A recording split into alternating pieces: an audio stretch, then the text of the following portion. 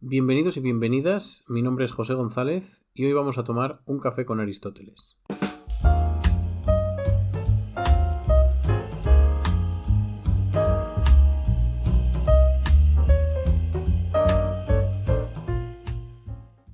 La teoría aristotélica de la percepción la encontramos repartida principalmente entre los libros segundo y tercero de la obra titulada De Anima y algunos pasajes de los Parva Naturalia. Y la encontramos como resultado, o sea, como respuesta, a la discusión de Aristóteles acerca del conocido como problema de la percepción. En el episodio de hoy vamos a empezar a despiezar este problema, un problema que tiene en su base dos partes muy claras. La primera, y de la que nos vamos a ocupar concretamente hoy, es la clasificación de los sensibles, es decir, de cuáles son las cualidades sensibles que percibimos en función de su naturaleza, y sobre todo, de la naturaleza de nuestras facultades. En segundo lugar, y algo de lo que nos ocuparemos en un episodio posterior, este problema tiene una segunda parte en la que se trata la existencia de una especie de sexto sentido, la sensibilidad común o koinea aisthesis.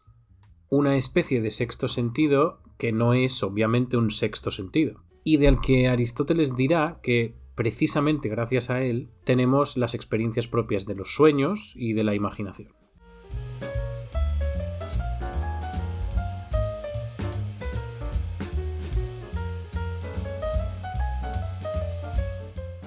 Para empezar a escudriñar este problema de la percepción, y por supuesto también sus respuestas, debemos en primer lugar ubicar la discusión, o sea, debemos plantear cuál es el objetivo de Aristóteles al tiempo de investigar esto de la percepción. Para ello, dejadme que os lea un párrafo en el que se nos plantea una enumeración de preguntas que visten de sentido la investigación sobre el problema de la percepción. Os dejaré, por supuesto, la referencia del artículo al que me refiero en la descripción del episodio por si alguno de vosotros tiene interés por ir a leer el artículo completo. El párrafo que os quiero leer dice lo siguiente. Cuando uno se acerca a la teoría aristotélica de la percepción, se observa que Aristóteles se plantea, entre otros, algunos de los siguientes interrogantes.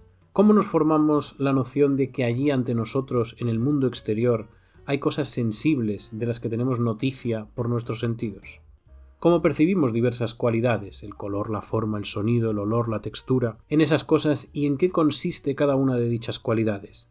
¿Qué pasa con aquellas impresiones que tales objetos dejan en el alma una vez que dichos objetos ya no están dados de un modo directo a nuestros sentidos?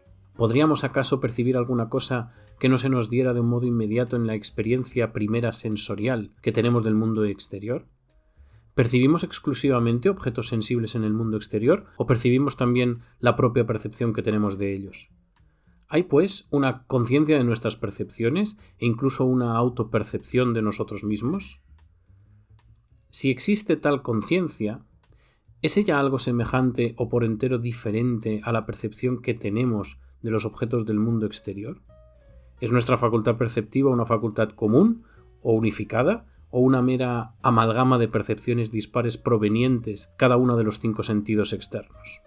Estas son preguntas, nos dice el autor de este artículo, que son las que dirigen la investigación de Aristóteles en estos pasajes, en estos fragmentos que hemos estudiado para poder hablar hoy de esta primera parte del problema de la percepción. Estas preguntas son la guía de Aristóteles para dar una determinada respuesta a qué significa percibir, qué es lo que percibimos y, sobre todo, muy importante, si hay una especie de conciencia o percepción de la percepción.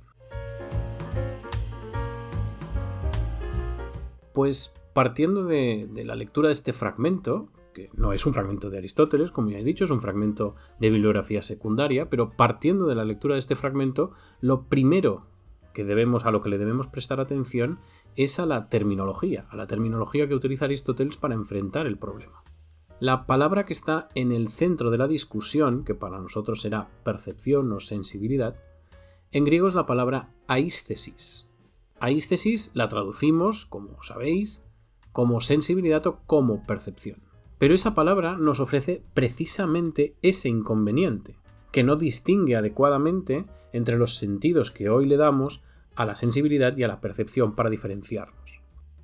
Aisthesis más bien abarca todos los sentidos, los diversos modos en los que puede entenderse nuestro concepto de percepción, por lo que aísthesis se refiere tanto a la percepción sensible como también a la percepción intelectual.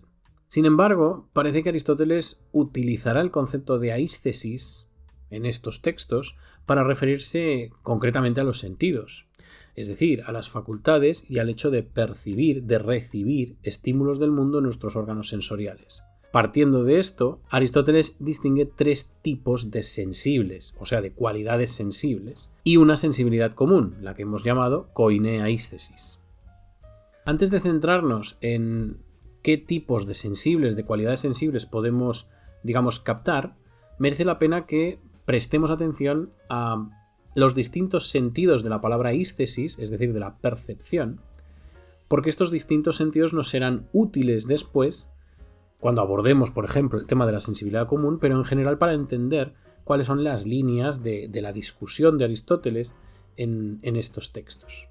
Pues bien, en relación con los significados, con los elementos básicos de la percepción, Aristóteles nos ofrece la siguiente clasificación. Por un lado, si hablamos de percepción, es decir, de aísthesis, refiriéndonos a la percepción de las cosas sensibles, o sea, de las cosas que hay en el mundo, una mesa, un perro, un cuchillo, lo que sea, este concepto tiene al menos 2 sentidos. Un sentido que podríamos entender como algo más objetivo y un sentido, más subjetivo, más dependiente del individuo en determinado sentido. Veamos el primero, esta percepción de tipo objetivo. Esta es la que se refiere a la percepción de las cosas que hay en el mundo. O sea, los árboles, los edificios, las neveras, las mesas, los perros, lo que sea. Este es el sentido de cuando percibimos las cosas del mundo material, las cosas que están a nuestro alrededor. Dicho así, en general, estos estímulos o estas cualidades son lo que Aristóteles llamará sensibles por accidente.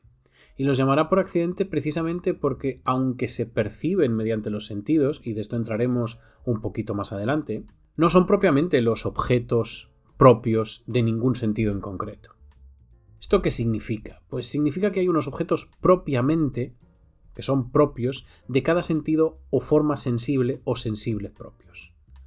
Y estos sí se refieren, o sí son, lo que corresponde a cada uno de los sentidos particulares. Por ejemplo, el color corresponde a la vista, el sonido corresponde al oído y el olor corresponde al olfato.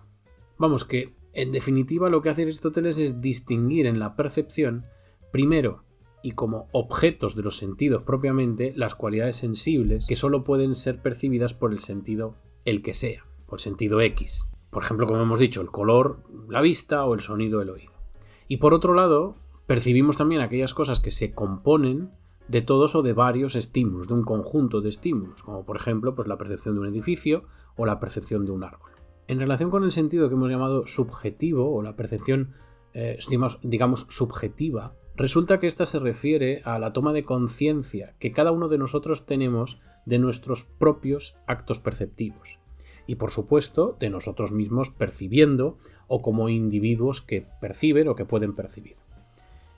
Este sentido subjetivo tiene también 2 formas básicas: la percepción de los objetos como objetos unificados y la autopercepción. Por lo que respecta a la percepción de los objetos como objetos unificados, estos se refieren, o este tipo de percepción, esta forma de la percepción subjetiva, se refiere no solo a las cualidades sensibles por separado, sino al compendio que todas ellas forman o informan en un objeto.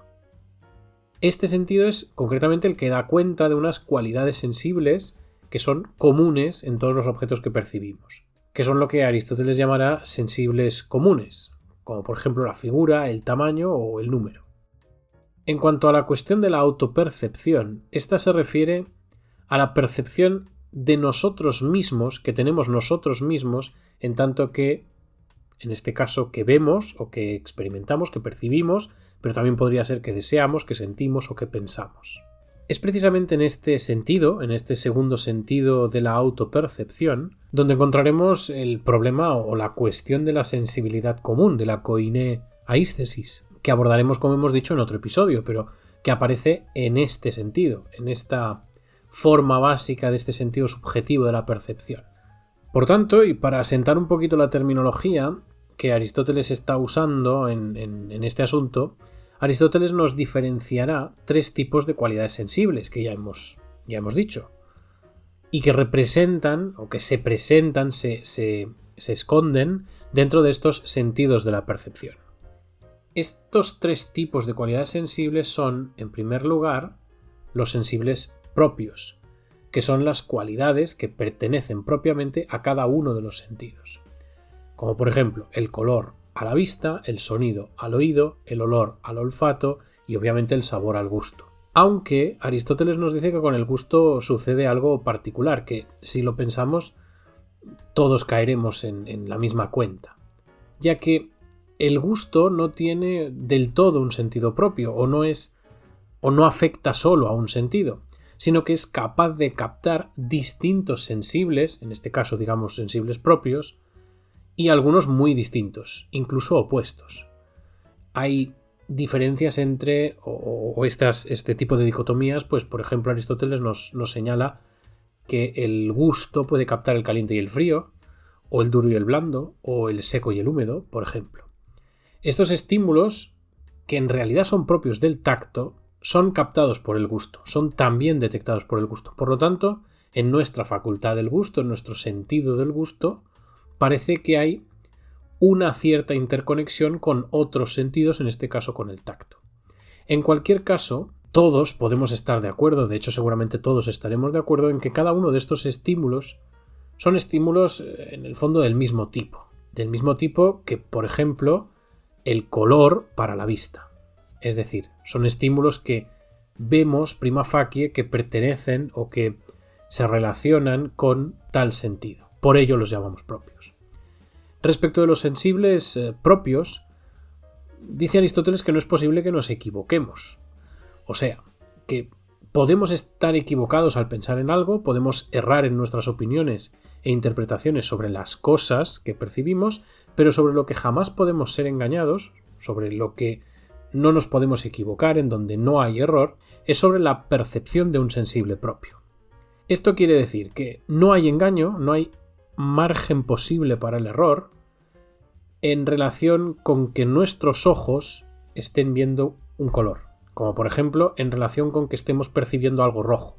Puede haber, como decía, error o engaño acerca de la interpretación del objeto, acerca de si el objeto que se ve es rojo, pero no acerca de lo que se está percibiendo, o sea, del estímulo, digamos, sensible propio rojo.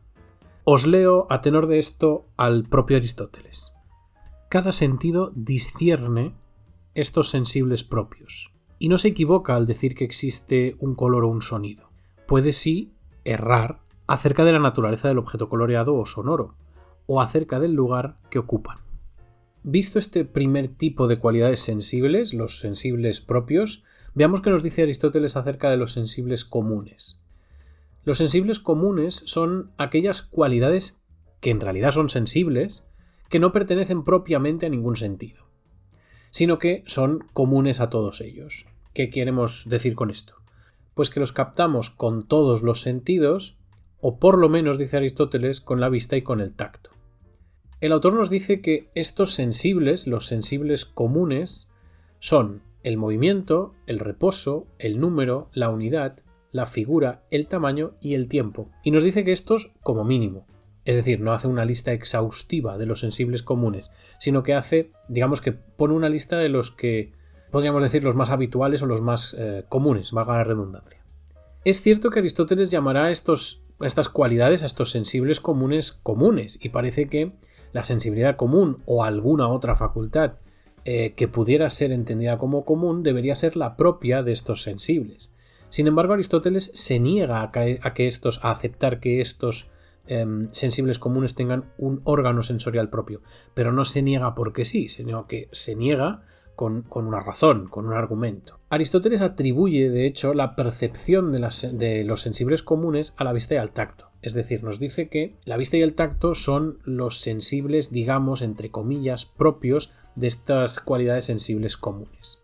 Y esto es porque la vista y el tacto, y de hecho la vista bastante más que el tacto, son los sentidos con los que somos capaces de percibir de captar, de recibir más diferencias y por lo tanto más información acerca del mundo y de los objetos con los que interactuamos.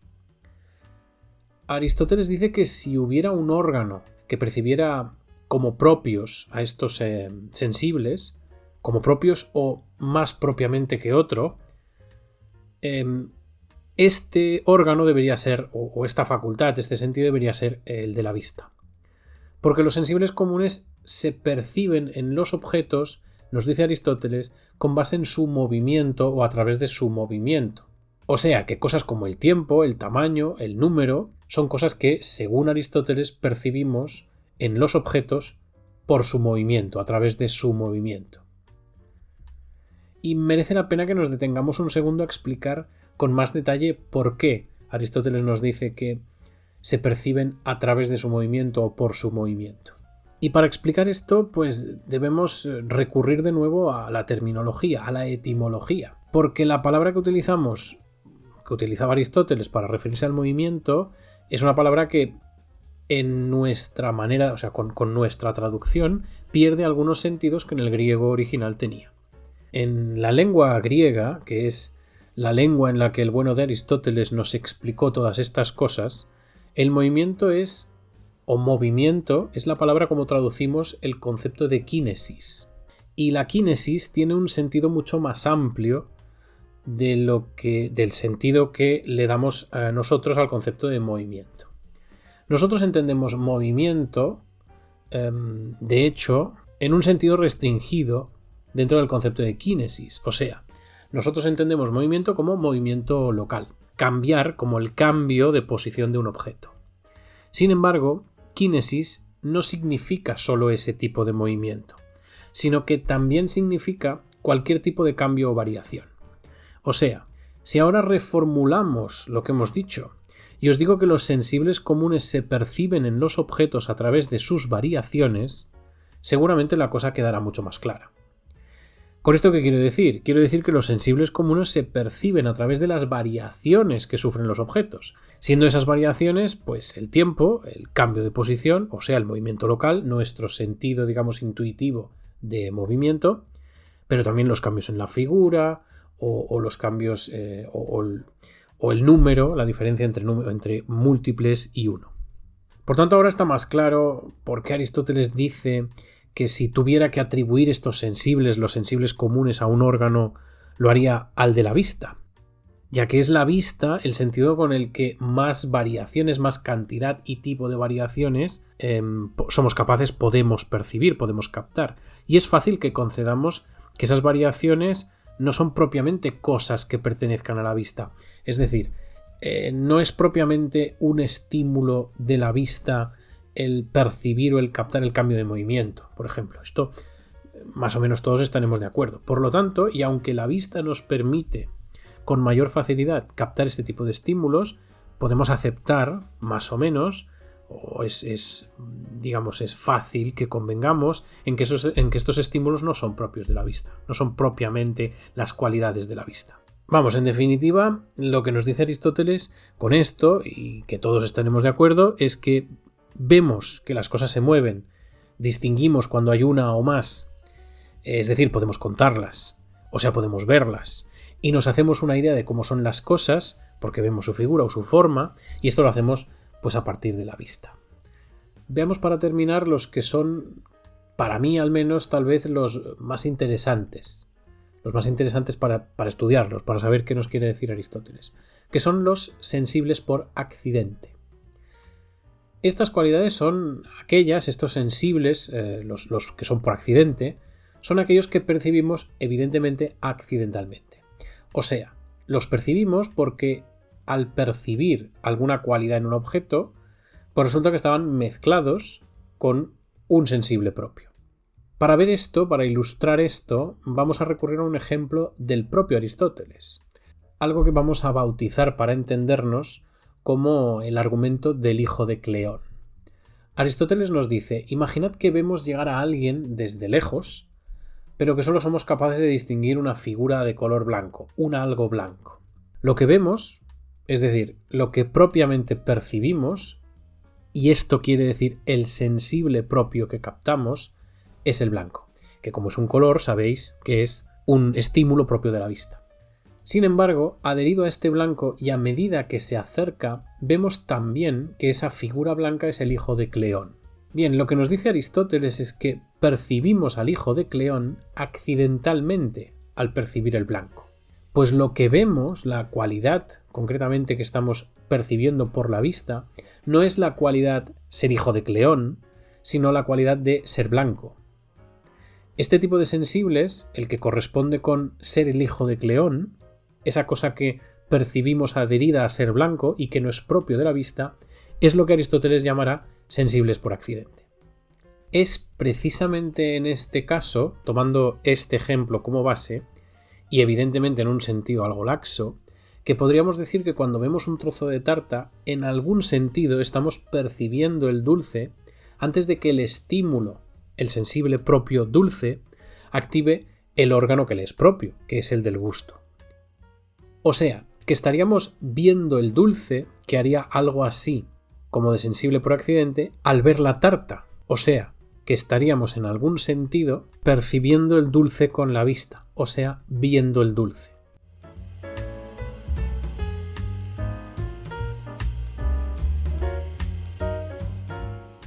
Esta clasificación de los sensibles es tal vez la pieza clave o una de las piezas más importantes para entender la teoría aristotélica de la percepción, o como mínimo es clave para entender el sentido del término aísthesis, digamos lo vasto que es ese sentido, dentro de esta teoría. Por ejemplo, las nociones de sensibles por accidente y de sensibles comunes nos señalan muy claramente el amplio significado de la palabra aísthesis, ya que nos señalan que percibir no solamente tiene por qué ser recibir ese estímulo claramente visual o auditivo, sino que a veces podemos percibir cosas que nos dan una información relevante del objeto que estudiamos sin que sean propiamente el estímulo que le toca a cada uno de los sentidos. Podemos percibir lo que es común, podemos percibir el cambio, la variación, y lo percibimos a través de los sentidos. Y además podemos percibir otro tipo de información, como la cualidad de ser hijo de Cleón, que viene adherida, viene mezclada en esa información de los sentidos, pero que no le pertenece claramente a ninguno. Y esto es, en definitiva, porque a veces los objetos que percibimos, aunque tengamos conocimiento de ellos por medio de los sentidos, lo cierto es que no podemos señalar, no tenemos de ellos percepciones o sensaciones concretas directas, ya que muchas veces no son propiamente cualidades sensibles, sino que son cualidades a las que pertenecen otras cualidades sensibles.